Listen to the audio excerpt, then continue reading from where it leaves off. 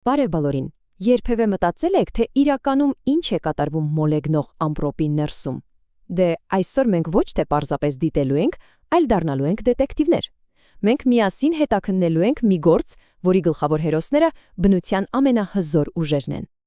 Եվ ահա մեր գլխավոր առեղծվածը, մեր գործի սիրտը, այս տարօրինակ լողացող լույսը, որը հայտնի է որպես գնդային կայծակ։ Ինչ է սա։ Իրականություն թե ուղղակի մեր աչքի խաբկանք։ Դե եկեք պարզենք։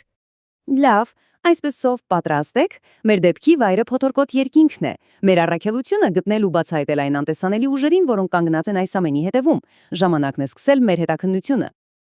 Ինչպես ցանկացած լավ դետեկտիվ պատմության մեջ, մենք էլ սկսում ենք ամենաակնհայտ կասկածյալից։ Եվ մեր դեպքում դա իհարկե սովորական գծային կայծակն է։ Եկեք նրան մանրադիտակի տակ դնենք։ Իրականում ինչ է կայծակն իրողությամբ։ Պատկերացրեք, թե բնությունը պարզապես փորձում է հավասարակշռություն գտնել։ Ամպրոպային ամպը ըստ էության երկնքում լողացող մի հսկայական մարդկոց է, որը հուսահատորեն ուզում է լիցքաթափվել, ու դա անում է աներևակայելի ուժով։ Լավ, բայց ինչպես է առաջանում այդ տիեզերական կայծը։ Դե ամեն ինչ տեղի է ունենում 3 պարզ քայլով։ Սկզբում ամպի ներսում լրիվ քաոս է։ Սառույցի կտորները բախվում են իրար, ստեղծում են ստատիկ էլեկտրականություն։ Դրական լիցքերը բարձրանում են վեր, բացասականները իջնում ներքև։ Հետո լիցքերի այս տարբերությունն այնքան է մեծանում, որ օդն ինքն արդեն չի դիմանում, այն բառացիորեն պատռվում է, դառնալով գերտակ պլազմայի միջանցք։ Ու վերջում բում, ամբողջ կուտակված էներգիայի հզոր պորտքում։ Հիմա եկեք մի քանի ցնցող թվերի մասին խոսենք։ Պատրաստվեք։ Խոսքը գնում է 30,000 աստիճան Ցելսիուսի մասին։ Որպեսզի ավելի պարզ լինի, դա 5 անգամ ավելի տաք է, քան արեգակի մակերևույթը։ Այո, ամեն ինչին այն դիպչում է, ուղղակի գոլորշիանում է։ Իսկ լարումը։ Ոչինչ, ընդամենը 1 միլիարդ վոլտ։ Ձեր տան վարդակում հիշեցնեմ 220 վոլտ է։ Սա պարզապես բոլորովին այլ մակարդակի էներգիա է։ Եվ այս ամենը տեղի ունենում խելահեղ արագությամբ, վայրկյանում 100,000 կիլոմետր։ Դա գրեթե ակնթարթային է, բայց դրա հետևանքները դա արդեն բոլորովին այլ պատմություն է։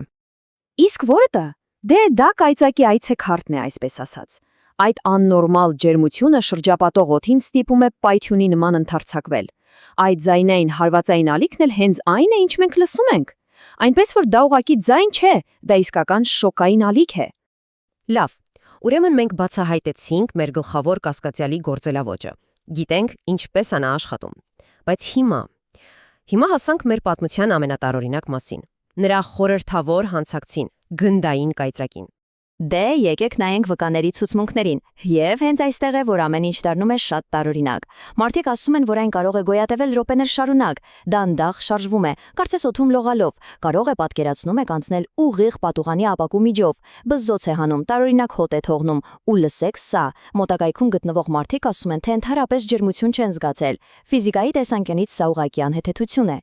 Այսպիսով, մեր քննիչները, գիտնականները մի քանի հիմնական վարկած ունեն։ Առաջինը սիլիցիումի գոլորշու տեսությունն է։ Ըստ էության, կայծակը խփում է գետնին, գոլորշացնում հողի մեջի սիլիցիումը եւ այրվող սիլիցիումի նանոմասնիկների այդ ամպն էլ հենց լուսարձակում է։ Որոշակի տրամաբանություն կա, բայց կա նաև երկրորդ տեսությունը՝ թագարտված միկրոալիքները։ Սա արդեն ավելի խենթ է։ Այն ենթադրում է, որ կայծակից առաջացած էլեկտրամագնիսական ալիքները պարզապես թագարտվում են պլազմայի մի փխպջակի մեջ, ստեղծելով ինքնաբավար էներգիայի մի գունդ։ Բայց սպասեք, սա դեռ ամենը չէ։ Որոշ գիտնականներ մի այսպիսի գաղափար են առաջ քաշում։ Իսկ միգուցե այն իրական էլ չի։ Միգուցե դա մագնիսական հալյուցինացիա է։ Մի պատկեր, որը բառացիորեն դաջվում է ձեր ուղեղի տեսողական կենտրոնի վրա, մոտակա կայծակի հարվածի հզորագույն մագնիսական դաշտերի պատճառով։ Ահա սա արդեն իսկական դետեկտիվ շրջադարձ է։ Այսպիսով մենք կարծես փակուղում ենք, այնպես չէ։ Իրական է թե հալյուցինացիա։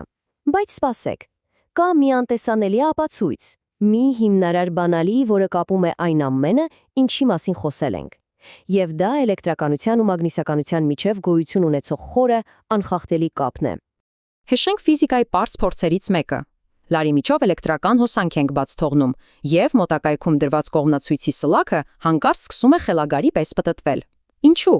Որովհետև այդ շարժվող էլեկտրական լիցքը ստեղծում է իր սեփական անտեսանելի մագնիսական դաշտը։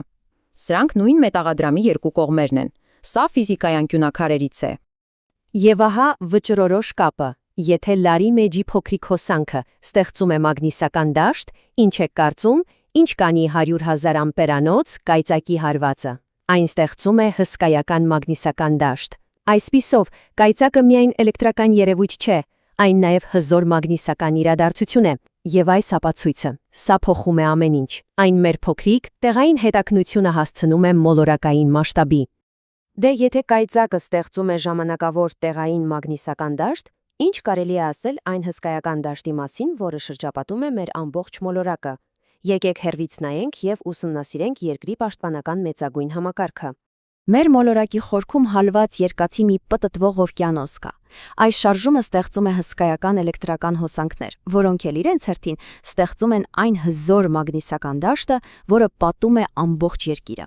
Դա նման է մեր աշխարհի կենտրոնում գտնվող հսկա դինամոյի մի շարժիչի։ Զարմանալի չէ՞։ Այն նույն սկզբունքը, որը ստիպում է կողմնացույցին շարժվել լարի կողքին, ստեղծում է այս անտեսանելի վահանը, որը պաշտպանում է մեզ բոլորիս։ Հիմա այս աղյուսակը իսկապես ամեն ինչ իր տեղն է դնում։ Նայեք Յուպիտերին, նրա մագնիսական դաշտը 20,000 անգամ ավելի հզոր է, քան մերը, նա ուղղակի հրեշ է։ Բայց հետո նայեք մեր հարևաններին։ Վեներան իր դանդաղ պտույտի պատճառով ունի շատ թույլ դաշտ, իսկ Մարսը գրեթե ոչինչ չունի, նրա միջուկը սառել է։ Սա ուղղակի տվյալ չէ, սա նախազգուշացում է։ Սա Մարս մոլորակի սառած գործն է։ Միլիարդավոր տարիներ առաջ այն հավանաբար ունեցել է հզոր մագնիսական վահան, խիտ մթնոլորտ, գուցե նույնիսկ հեղուկ ջուր, բայց նրա միջուկը, լինելով ավելի փոքր, սառեց եւ պնդացավ։ Գեոդինամոնը մահացավ։ Եվ առանց այդ վահանի արեգակնային քամին միլիոնավոր տարիների ընթացքում ուղղակի քշեց տարավ նրա մթնոլորտը, թողնելով այն սառը ճառագայթված անապատը, որը մենք տեսնում ենք այսօր։ Լավ, մենք ուսումնասիրեցինք բոլոր ապացույցները, ամպի ներսում տեղի ունեցող միկրոսկոպիկ քաոսից մինչև մոլորակների հսկայական մագնիսական դաշտերը։ Ժամանակն է փակել գործը եւ հրապարակել վերջնական դատավճիռը։ Այսպիսով, գործը բացահայտված է։ Ձեր պատուհանից դուրս տեսած կայծակը, գնդային կայծակի առեղծվածը, բևեռներում տեղի ունեցող գեղեցիկ բևեռափայլերը եւ նույնիսկ մեր ամբողջ մոլորակը պաշտպանող վահանը, դրանք առանձին երևույթներ չեն։ Դրանք բոլորը միևնույն հիմնարար ուժի էլեկտրամագնիսականության տարբեր դրսևորումներն են, որոնք գործում են եւ փոքր տեղային մասշտաբով եւ հսկայական մոլորակային մասշտաբով։ Իսկ ինչու է այս դետեկտիվ աշխատանքն այդքան կարևոր։ Դե նախ այդ մագնիսական վահանը միակ բանն է, որը կանգնած է մեր եւ արևից եկող մահացու ճառագայթման միջև։ Առանց դրա կյանքն ինչպես մենք գիտենք հնարավոր չէր լինի։ Եվ բացի այդ, մեր ամբողջ բարձր տեխնոլոգիական աշխարհը, մեր GPS-ը, մեր էլեկտրացանցերը, մեր արբանյակները աներևակայելի խոցելի են տիեզերքից եկող մագնիսական փոթորիկների նկատմամբ։ Այս ուժերը հասկանալը պարզապես գիտական հետաքրքրություն չէ, դա գոյատևման հարց է։ Եվ սա մեզ թողնում է մեկ վերջին չբացահայտված հարցի առջև։ Մեր մագնիսական վահանը, մեր լուռ պահապանը անփոփոխ չէ։ Այն տեղաշարժվում է, թափառում է, ժամանակի ընթացքում թուլանում ու ուժեղանում։ Այսպիսով, ինչպիսին է լինելու մեր մոլորակի էլեկտրամագնիսական պատմության հաջորդ գլուխը։ Սա մի առեղծված է, որը մենք դեռ փորձում ենք լուծել։